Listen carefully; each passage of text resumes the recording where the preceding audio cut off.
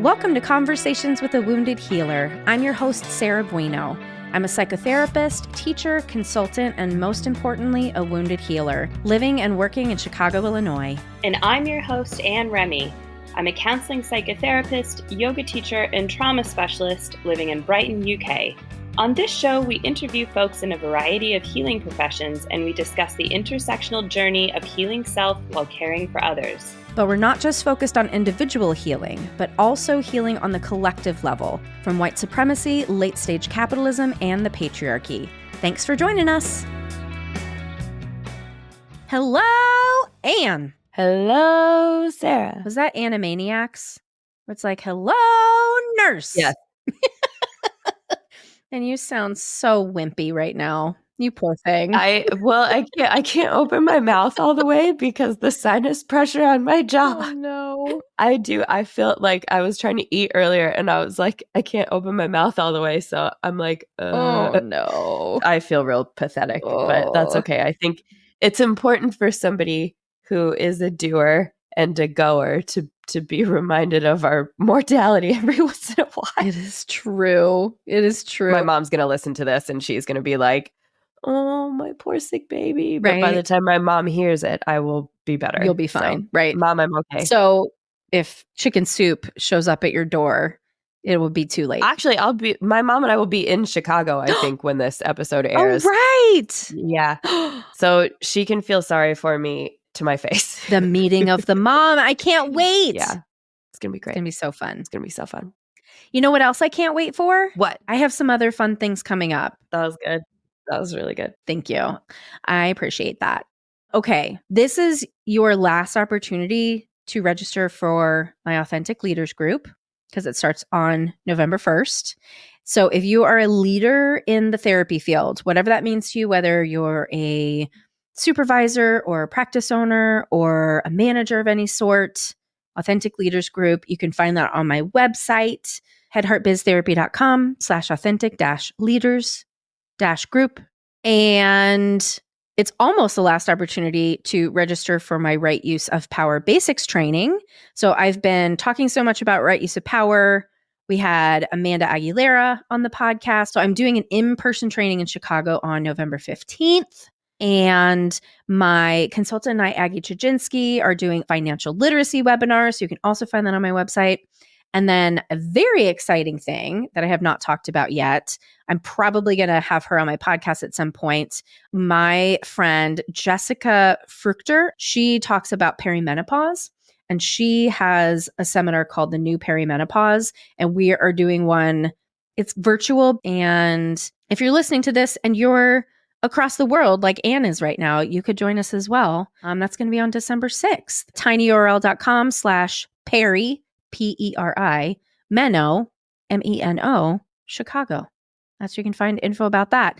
It is also linked on my website as well. So if you go to my website, you can find everything. But that's what I'm excited about. My sick brain went, Perimena, Chicago feels like a really difficult life stage full of pizza. Editors, you can take that out. I just really wanted to say it out loud. I'm in the Perimena, Chicago phase of life. I love it. Tell me your thoughts on my conversation with today's guest, Tiffany.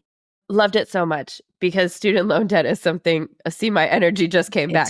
Right. I get real fired up about it. And I really wanted her to say more about what other countries are doing. And yeah, it's one of those things that as somebody who has been lucky enough to pay off her student loans through some pretty hilarious work finagling and traveling for work and having no outgoings because of that.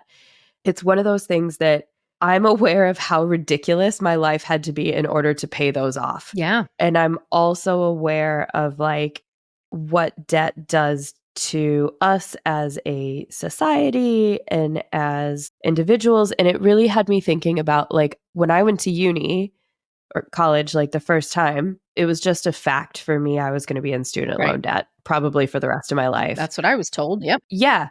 And it's a conversation I have with a lot of people in the UK where because I had like pre-embraced that, I was kind of okay with it.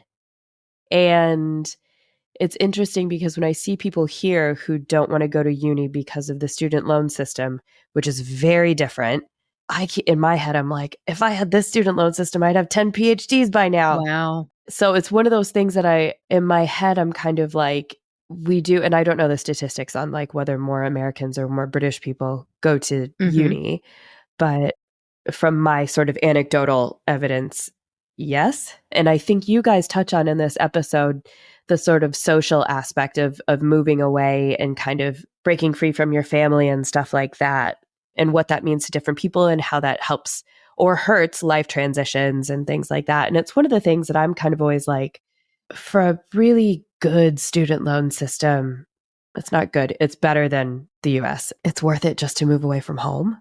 Even if you do it just for 1 year, the debt you're going to incur is so minimal, and you only have to repay it based on how much money you're making. So a lot of people wind up staying in their towns, and like things are really small here, and I don't know.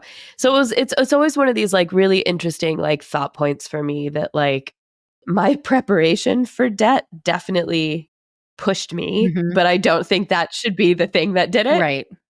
Well, and also, I mean, it is ridiculous to ask an 18-year-old to think about money in the future. That is the stupidest thing that Yeah. we ask kids to do. And like somebody like me, who I touch on this a little bit in the episode, but my dad had his, law degree, but he was not someone that you would be like, Daddy, help me, figure out college. That was not a thing. So my mom not having gone to school when it came time to fill out the FAFSA, she didn't want to do it because she thought she was going to be on the hook for it because she just didn't understand how student loans worked.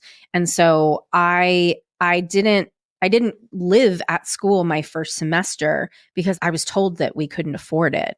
And my first semester was awful. I lived about an hour away from school, Oh. commuting and like working my ass off. And once I finally got in the dorm, life was so much easier because like when I had an 8 o'clock class, which fucking music degree we always did, I had to get up at like 5:30 a.m. when I'm 18 years old to get to class when I was, commuting. And I wish someone would have held my hand and been like, hey, let's think through some better ways to do this, Oh my God.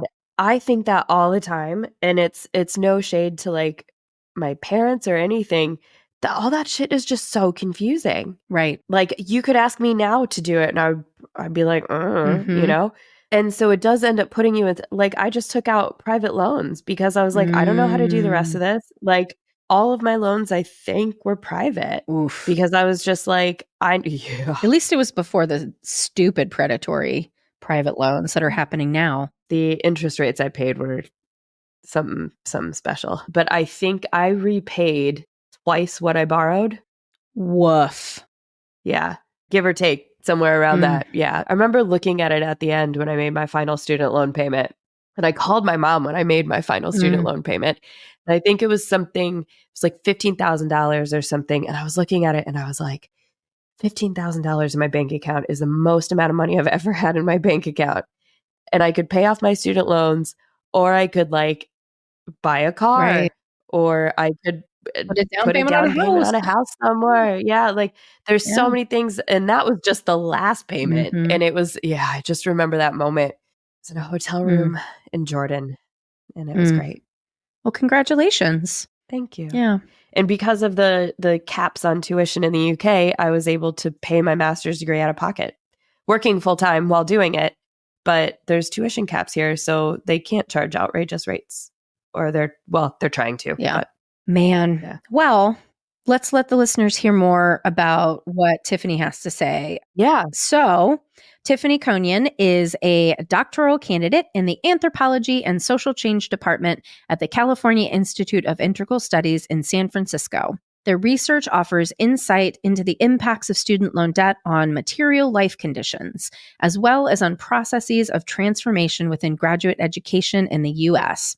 They're a member and organizer with the Debt Collective, the country's first debtors union, with the expressed purpose of collectively de-stigmatizing and leveraging experiences of indebtedness towards systemic Change. Good job. Thank you.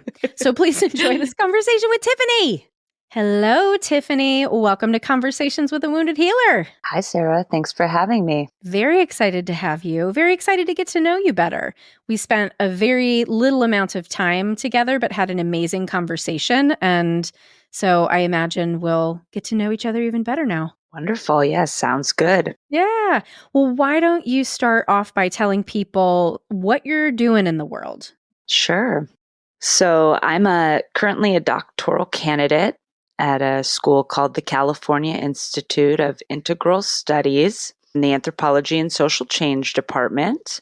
And I have been working throughout this program to focus on student loan debt and the impacts that indebtedness has on people, on their subjectivity, on their lives, but also more broadly on people's access to education, to the skills they need, and the healing that can come from being able to do this work around gaining an education or pursuing a certain skill set in the world. Amazing. And I know nobody listening to this podcast has any qualms about their student debt, I'm sure. Yeah, there's only 43 million people who have student debt in this country. Yeah. Well, I'd love to hear the journey that sort of got you there. Like, where did you begin in life that sort of led you to the anthropology department at CIIS? So, my journey with schooling, growing up in small towns, Michigan and Arizona, really feeling like I didn't have necessarily a community that mirrored a lot of the values that I was taking on as a young person, and feeling limited in my ability to have access to the things that actually define me as a person outside of my socioeconomic status. And I really attached myself to education as a means and method to grow and overcome my positionality that I felt very held by. And going through the process of trying to get good grades and not really knowing how to navigate higher ed with parents who didn't attend college, I did find my way into community college. It was after transferring to UCSD, the University of California, San Diego, thinking that I wanted to go to law school, that I fell into a space that felt very contradictory to what I thought education was supposed to be about, and the naivete, I guess, of myself thinking that there was equity within higher education. And this is in the early 2000s. So by that time, I was a working student. I decided to leave UCSD, not being able to afford it comfortably, feeling very uncertain about the path that it would take me on. And I ended up moving to San Francisco.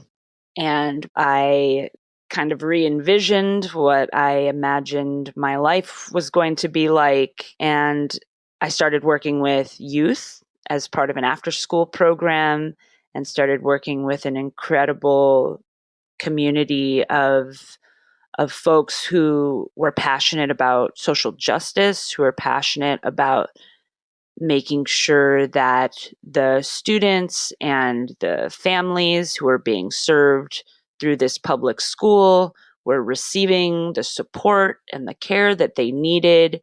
Oftentimes, overcoming challenges with translation, not having translations available for those who are non-English speakers, having major challenges between the school day and then by the time they come to after school. And from that experience, made the decision to go back to school myself. I had heard about integral psychology and integral philosophy, and that led me to take a look at California Institute of Integral Studies, realizing they did have a bachelor completion program that would allow me to complete from where I had previously halted my degree process. And at that time, I was very interested in consciousness and the evolution of consciousness, in trying to more fully understand the world from a diversity of perspectives. Mm-hmm. And upon completing the bachelor's program, I felt a deep sense of needing to be engaged in a way that went beyond just talking about the issues in the world, but how am I taking action? How am I serving? Which still ended up being education. I was still very interested in this idea of accessibility and the idea that people should have access to learning. And from there, instead of jumping into the exploitative pool that I had been researching in my master's, decided to continue on with the PhD and focus on the impacts of indebtedness, on the narrative that had been very much fed to most people I knew around debt as a personal failing, but that educational debt is good debt, Mm-hmm. and that you're more likely to go further in life by having access to that education. So within the anthropology department, it was very much an activist lens, looking at the colonial legacy of anthropology and ultimately trying to utilize anthropological tools in order to serve grassroots and community organizing and activism. Yes, I landed in this department that is looking at ultimately the movement that has grown around the issue of student loan debt, exacerbated by the pandemic, but very much an issue that had already been persistent. And the conversation did start to change during Occupy Wall Street. This is where a group called the Debt Collective, called Strike Debt, emerged, asking those questions of why are we so indebted to meet our basic needs?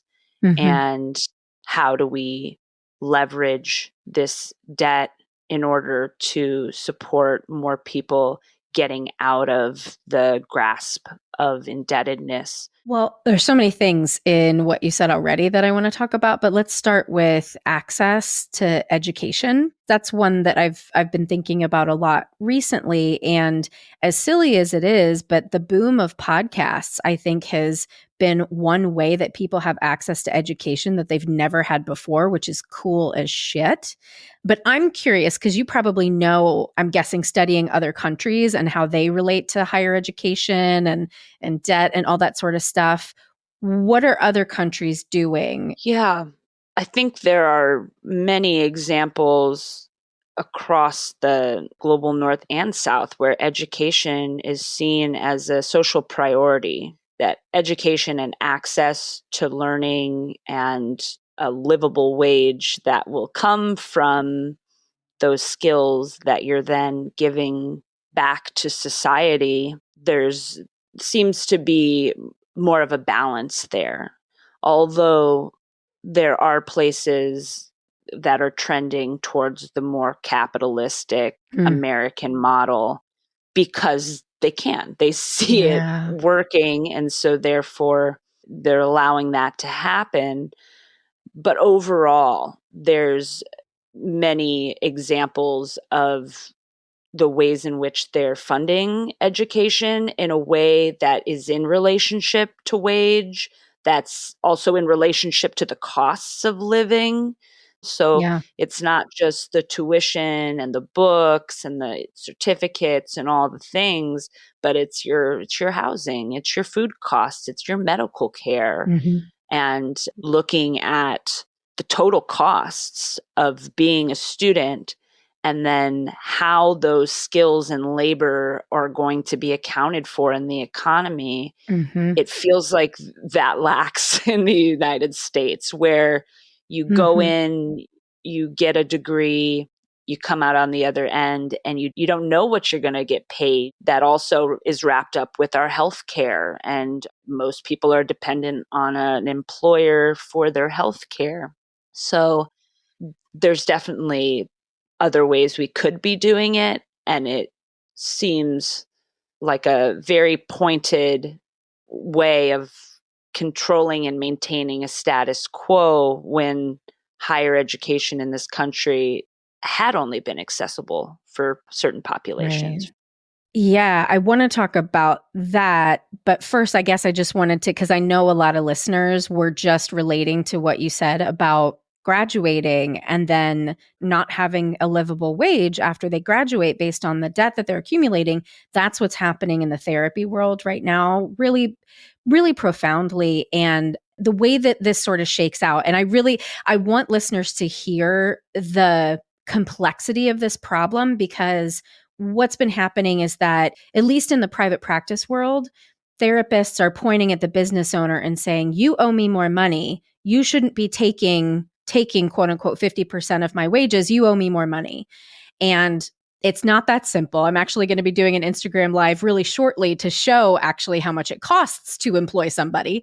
But it's the society that's created this gap, not the employer. I mean, sometimes, yes, employers are shitty, but this is how the field has been running. And now all of a sudden we're bumping up against this barrier where, I know people who say that they have like $2,000 to $3,000 a month they're supposed to be paying back. That's more than my mortgage. Like, that's absolutely insane. And what is happening? Who's making the money off of that? Where does that money go? Well, that is a good question. And what is the value of what you're doing in the first? So this Right. range of value that gets realized Right. based on the same training, depending on where you then go to work, whether you go to work for yourself or you go to work for somebody else. There's so many layers of middlemen trying to get a portion of it. Going back to the comment around the accessibility of podcasts and the accessibility of information with the internet, as incredible as that is, does it gain you credibility? Right.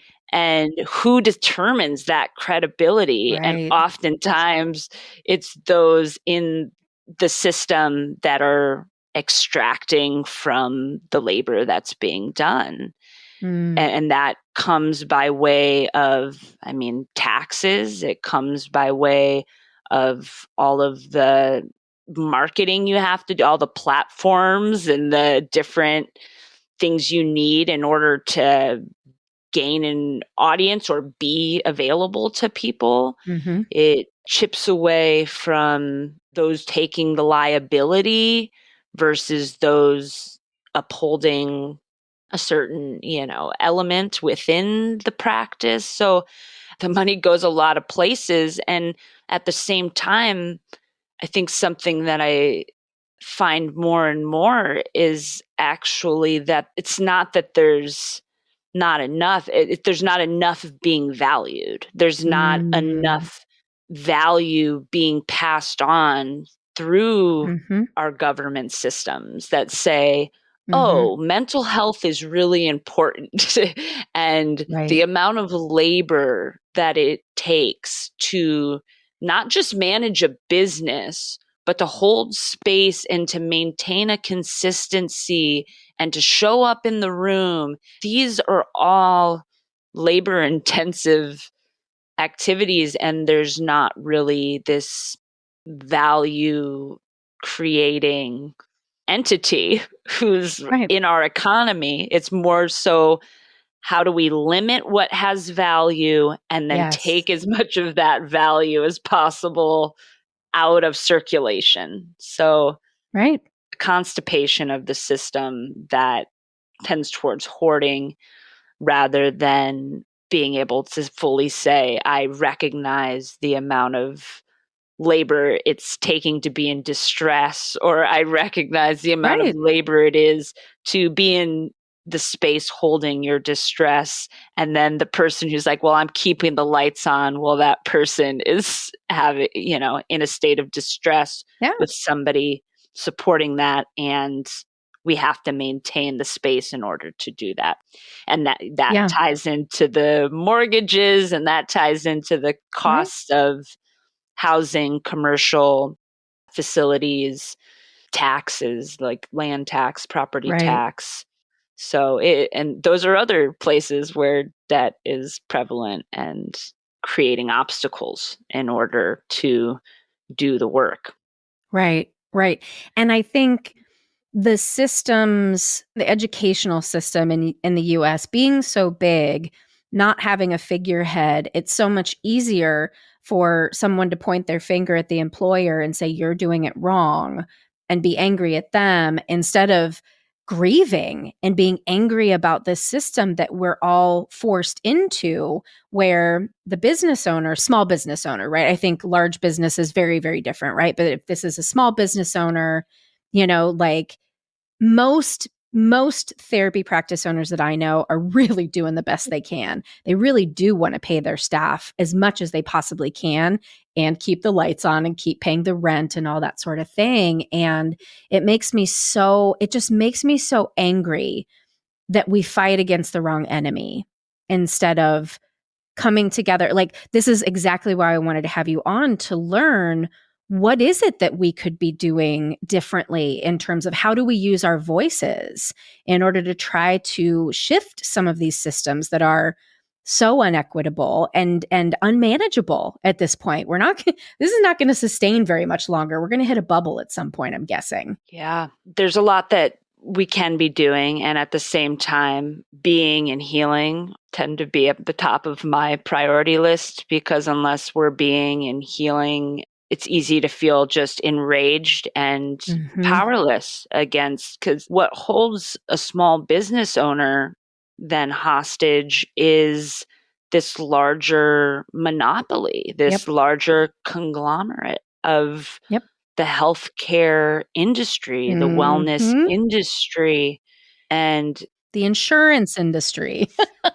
so how do you maintain your integrity and your, your desire to recognize the value of people doing the labor and doing the healing when there's these mega conglomerates that are ultimately manipulating the entire awareness around what it is that needs to be done and what is needed in order to do the work that you're doing in the world, and for people to show up to that work. It gets very muddied and clouded when it's all being compared to the profit margins. So I think holding yourself to a standard that recognizes that there's these monopolies, that there's these places that have however much overhead, or that you have to take on a certain amount of liability, but like, how are you trying to do that in shared communal ways that ultimately shares that burden in a way that also doesn't overburden it so much? Right. Because that's finding that balance of what people need in order to show up and do the work, and these other systems that are ultimately putting pressure on our ability to show up and do that work. So finding the voice, knowing your narrative, I think that that's been some of the most powerful work that's come out of my time with the Debt Collective and the work that they're doing, not just around student debt, but medical debt, housing debt, carceral debt. So any number of household debts that are either unpayable or causing other reaction and burden. The most powerful thing that I found was around the debtors' assemblies and being in conversation around the feelings associated with debt, the alienation, the isolation, the shame, the guilt. And at the same time, the feelings that come up for those who aren't in debt or who paid back their debt. There's this Mhm. other, these other experiences that are also turned into narratives that say, Right. well, I paid my back or I sacrificed in order to not have the debt. And now why should anybody else get something that I didn't get? And that's a very pernicious Yeah. narrative that's underscoring not just around debt and economic inequity, but around white supremacy. And why should anyone else get anything if I'm not getting it? And Mhm. a scarcity mentality that's been so dredged through our ways of thinking that say there's not Mhm. enough. And Yeah. the more that we can embrace that abundance, to see more value, to recognize our story and how debt plays into it, whether we took it or we don't take it, to recognize its impacts on our freedom and our autonomy, to pursue knowledge, to have access to information. That's, to me, a deep right that Mhm. I want to see taken out of the space of privilege and Yeah. really embraced for people to do work, to do healing, to be and be in this Mhm. world. Are you a therapist stepping into a leadership role for the first time? Or maybe you've been in a leadership position for a while, but you're bumping up against new struggles. It's a transformative journey and one that can be deeply rewarding, but also filled with unique challenges. Many therapists find themselves in leadership positions because of their exceptional therapeutic skills. Yet leading, supervising, or managing others requires a whole new set of competencies not typically covered in graduate school. Our Authentic Leaders group is here to help you become the authentic and wholehearted leader you aspire to be. We believe that the journey is best undertaken with the guidance of experienced mentors alongside fellow learners. The next cohort of Authentic Leaders will run November 2024 through June 2025, meeting once monthly on Fridays for 90 minutes. We'll also have some additional opportunities for connection and support along the way. Join me in this journey of self-discovery and leadership mastery, where you'll enhance your leadership skills and forge meaningful connections with fellow therapists committed to their own growth and the betterment of the therapy field. www.headheartbiztherapy.com/authentic-leaders-group. Well, I'm also wondering, I don't know how much this is like an A plus B equals C or how much of it is a conspiracy theory, but I'm pretty sure I've heard recently that for people who have sought out higher education, they predominantly tend to lean to the left, democratically, progressively. And so I wonder how much of the system is specifically gatekeeping in order to suppress the political system. Is that a real thing, or is this a conspiracy I'm sort of making up? I think that you could definitely track those trends for Mhm. sure. I think, like, I'm trying to think of any specific Mm. numbers along those lines. Sorry, I No, take your time. bring it back here. Yeah.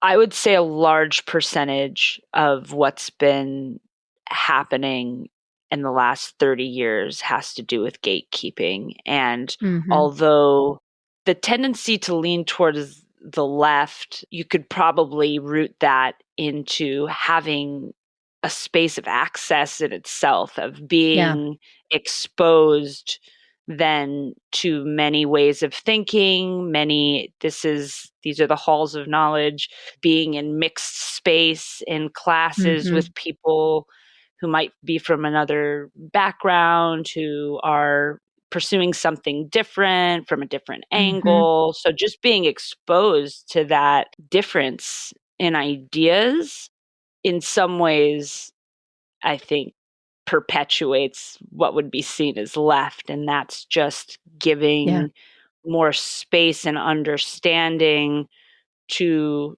ideas and ways of being outside of ourselves, outside of our own experience. It's harder to hate people up close. Yeah, especially when you go to, for a lot of people, they're entering into college as coming out of high school age people. And this is the first opportunity that many have had to be on their own, to be in community with people of their choosing. And I think that a lot of what I hear about people's experience of college in the more traditional sense, I'm a non-traditional student, I've never lived on a campus before, but what a lot of people in college in those younger years are experiencing is a deep sense of belonging and connection and curiosity to what else is in the world. And that's shifted since, say, the 60s, when people would go to college to pursue a line of interest and explore different disciplines. Now there is more of a economical, financial lens. People are saying, I'm going to school to learn something that's going to bring me some kind of financial potential. And that's a necessity for most of us to be considering that, what's going to pay the bills. And at the same time, I think that there is a very liberatory experience that comes with having autonomy, having your agency, learning about new people, becoming a version of who you are at that time after you've been through the lower ed. That's making me think about my own experience. And I'm, 20 years out of undergrad now. And I've got some buddies that will meet up every couple years. And last year we all met up and they were all telling stories about like crazy things they did when they were in school. And like one of my friends, God bless her, got like thousands of dollars in parking tickets because she was just like, fuck this, I'm going to park wherever I want. And I was thinking to myself, first of all, I didn't do most of those things. And I didn't feel the same sense of exploration and autonomy because for me, I was fighting to get out of a traumatic system. And I didn't know how to create safety for myself. I didn't know that college was really a place where I could separate and individuate completely. So when you talk about like the privilege, not just privilege like skin color and all these sort of things, but privilege in terms of family of origin and experiences and trauma. And I didn't realize at the time that's what was happening. It's literally only 20 years later that I'm like, oh, I was like still thawing from that trauma experience. There was no way I could have actually lived authentically. And I was fighting with myself the whole time too, because I feel tied to this family of origin. So there's so much complexity to this. Yes, absolutely. And it's the idealized version of people coming out of college with the skill set and the friend set and all the boxes checked. And then they go into some career that they're still saying that social capital is the number one. You're more likely to get a job from somebody that you know or meet along the way than you are walking in off the street. That is the reality. And I've had several interviews with folks who said, I shouldn't have been in graduate school. I should have been in therapy. I didn't need to necessarily take on this debt or go down this road to learn these skills. Like I was already in that process. What I really needed was community and therapy. And I see why. And as somebody who's been in therapy continuously throughout this process to remedy what it's doing to you, what it unlocks, what that new information then informs about your own pain, your own trauma, your own experience, and ultimately allowing a shift in that to then potentially support others in that journey, or to more fully show up and engage in the work that you're trying to do. I mean, the fact that it took a global pandemic for people to truly acknowledge the deep emotional, mental anguish that people are going through. And this is just to make ends meet and Yep. just to get through college. Mm-hmm. So the whole setup feels very much kind of prone to a manipulation around this idealism about being able to go to college, being able to like become this person that you're meant to be. And I always felt like I was on a much longer track. I wasn't going to accomplish everything I needed to figure out in those 4 years of 18 till 22. And well, what a capitalistic expectation, right? That you're going to arrive after 4 years.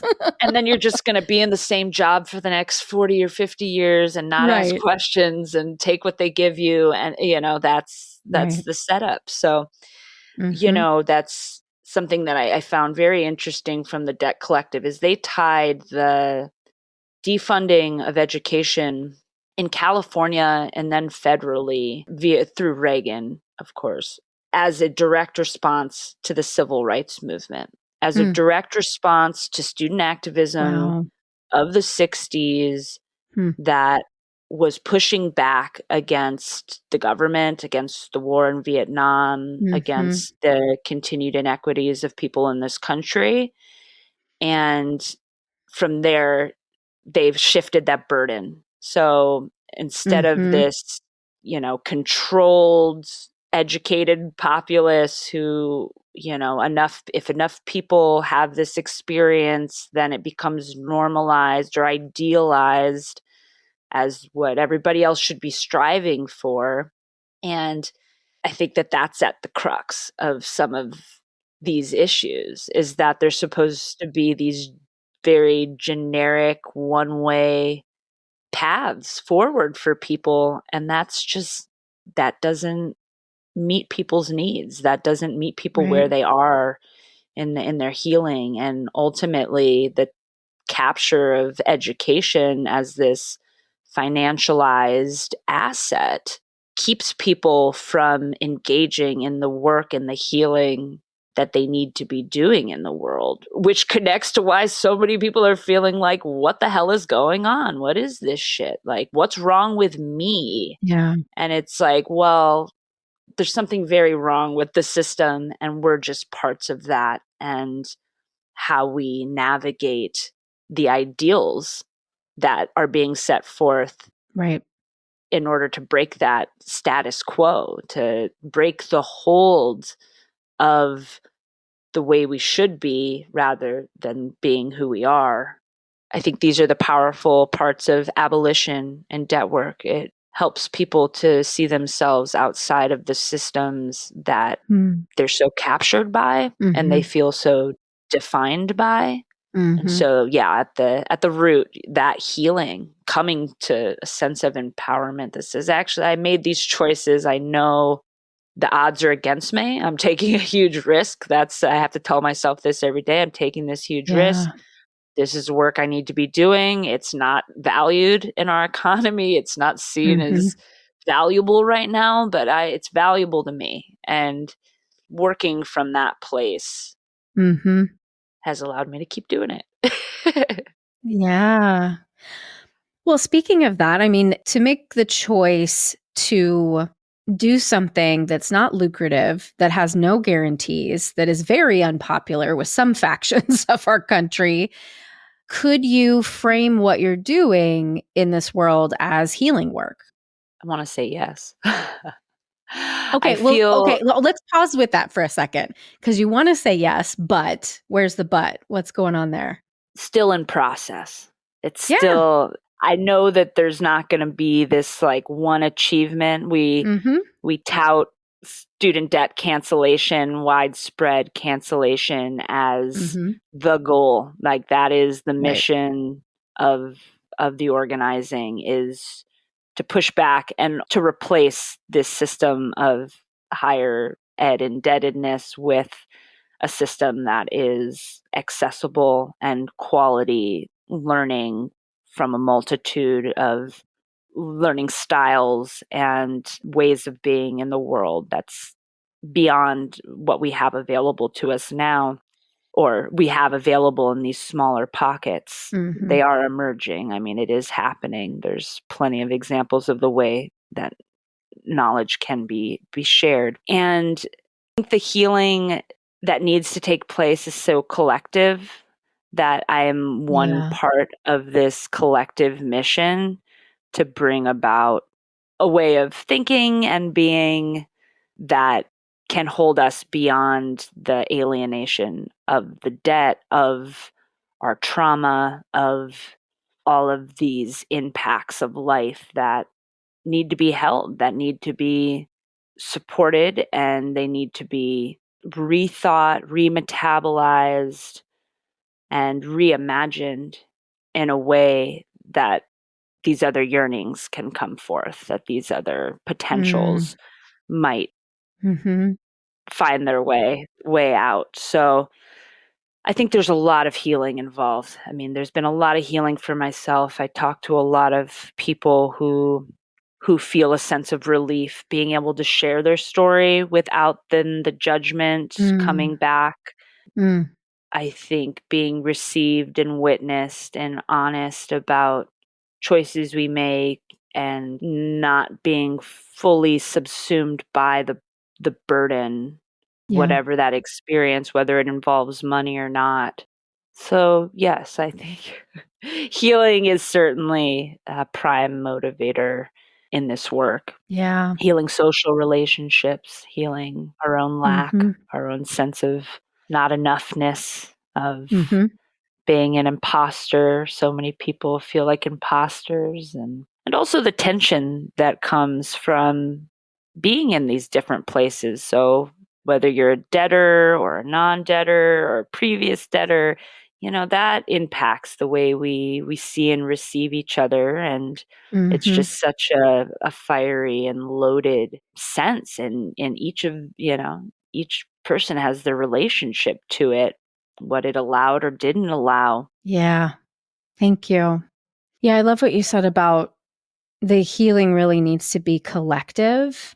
And I think that's where I sometimes lose my hope, because the people around me, the people that I meet, right? I'm certainly attracting people into my field that also agree with me. And then, going into a broader space and getting smacked in the face. And I'm not going to say that they don't care, because I think that at our core, we all actually really do care about one another. I think it's covered by these systems, by, oppressive political ideation or religious indoctrination that's not actually practicing what it preaches. And I have a hard time. Like, I can imagine certain things, and then I think about the reality of how the fuck do we get there? And then I get stuck. Yeah. Yeah, it's overwhelming. And we're not going to win everybody over on certain things. Coming to an impasse that just pushes beyond it being a matter of opinion. Right. Making the connection between why, whether it's your indebted therapist or, someone else who's, watching your kids, your teachers in this world are notoriously over indebted and underpaid. So I think the more we can build out the repercussions of how they play out on each other. So like you're saying, I try to get to what people care about. That's my tendency, is growing up in places where I had very different opinions from people, being able to tap into what somebody else cares about and move from that place of like, well, what are the things that are then hindering that person's ability to see what I need or what I care about? Right. And that level of empathy and just being able to understand what it is, because there is deep loss in with people who denied themselves an education, or there's a deep grief of people who had to work full time, whilst doing a program. I mean, they paid it up front. They, really put it forward, versus then folks whose entire future is being, sensed through this filter of, I have this debt. How am I going to pay off this debt? What do I choose to do now? Because now I have this debt. And so building that empathy and like intersectionality, I think is an important way to try to get people on the same page. Some of these issues, if we can mobilize in a way that takes them on systemically, then a lot of those, it's not that, people won't complain and won't still have an opinion if debt cancellation goes through and people start getting their free college and costs of living, and who are able to actually attend school without these excessive burdens that people have been experiencing. Those changes will create change. Those shifts in the systems ultimately will impact how people relate to those issues. And I actually, from some of the research that's come out, number one, red states, or what are seen as more Republican held states, tend to have even higher loan debt than liberal states, which is very interesting. And the circumstances, the social circumstances in those places, often, they have less access to publicly funded health care or programs and resources for those, a lot of poverty and a lot less systems than in more liberal states to support those people. So the fact that there's an entire narrative around, that says that school isn't worth it, that learning isn't a good thing, that, that bringing people in on that they actually do have knowledge. And this is also part of the crux that divides people on education, is working class labor, blue collar labor, and white collar labor.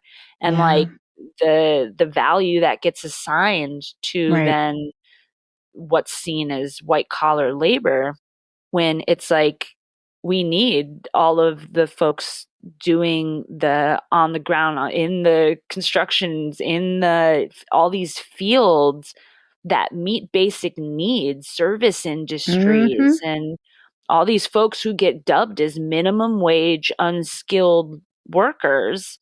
The more we uplift the value of what they do and the necessity for all of these different labors. We don't need everyone to be a therapist, although everybody probably could take on some kind of therapy role and would be doing a lot better. But, I think that just being able to value yourself, others around you for what they have access to, what they're doing, what their dreams are, imagining what would that look like if it wasn't a burden for you, because so many people are operating from a place of such deep hurt, such deep pain, or not having access, that it then becomes difficult to say, well, I want the next generation to have this. Like, I want my friends' kids to be going to college for free in whatever the next 10 years. That's, what motivates me as somebody who doesn't want to have children,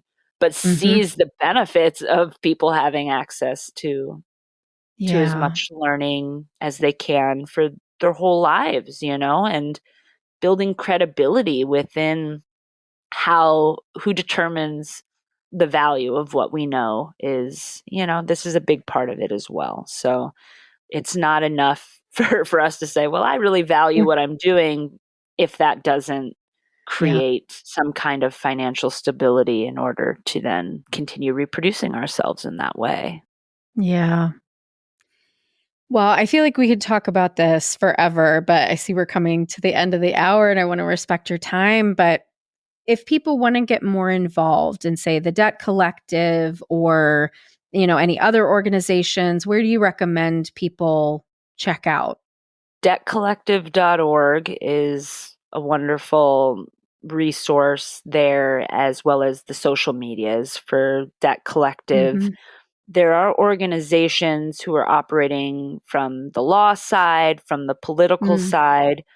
There's been a lot more research being done around mental health and higher education and the impacts of indebtedness on people's long-term wellness. So that's been kind of an explosion in the last few years of people actually getting this data in hand that's reflecting the impacts of loan cancellation on people's well-being and also the burdens that it's having. So any way that you can, tap into that from your particular niche or the ways that you're holding space for, your clients, Debt Collective does have a lot of really great tools and frameworks for working with folks. And I think more of that will continue to grow. More toolkits emerge as people then do this collective, digging on their campuses, like looking at the debts of their schools and looking at all of these elements. It brings a much stronger potential path forward for which we can then create something otherwise. Cool. And do you want people to reach out to you at all if they have any questions? Like, do you need more people for research or are you just in dissertation land? Yeah, my dissertation specifically deals with alumni at my institution at CIIS. So it's a little bit limited in scope, but I am available for conversation. And if there's any way that I can further connect people to other resources or other people doing work along certain lines, I'm happy to be a bridge in that way. So my email is tkonyen@ciis.edu. Great. Well, thank you, Tiffany. As I expected, your passion and your knowledge of this subject is really inspiring. And I hope that folks listening today feel less alone. Yes, you are not alone. That is our main catchphrase. So you are not alone, as you're not by yourself, and you're not your loans. They don't define who you are. So thank you for being here. Thank you, Sarah. I appreciate your time. Thanks to our guest for an amazing conversation today. To find out more about today's guest, you can visit www.headheartbiztherapy.com/podcast. You can find Sarah at Head Heart Biz Therapy on Facebook and Instagram. And you can find Anne at Spare Room Wellness or spareroomwellness.com. Thanks as always to Andrea Klunder and the Creative Imposter Studios for editing, to Liam O'Donnell for the album art, and to Ben Mueller for our theme music. Until next time, bye-bye.